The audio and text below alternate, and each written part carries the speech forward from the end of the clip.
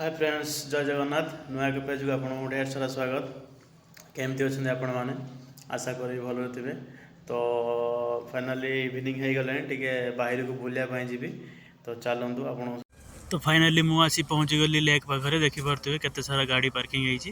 तो बहुत ही पब्लिक होती। तो मुझे एंट्री कली भर को देखिपे सेमती किसी पेड माने टिकेट फिकेट सेमती किसी सिस्टम रखी ना तो फ्री से बहुत ही पब्लिक होती।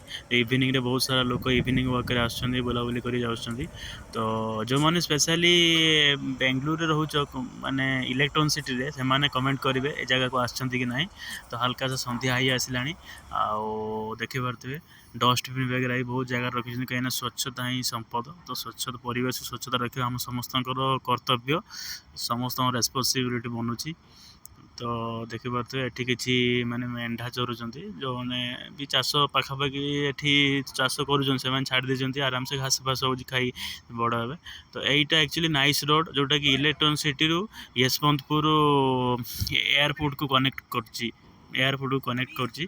तो से एपटे मेट्रो आस सारा देखु। मेट्रो आप नियार दृश्य मेट्रो एमती नुआ नुआ वीडियो देखापी चैनल को फॉलो करूँ, लाइक करूँ, शेयर करूँ। Thank you so much. जय जगन्नाथ। रही नुआ एक ब्लॉग।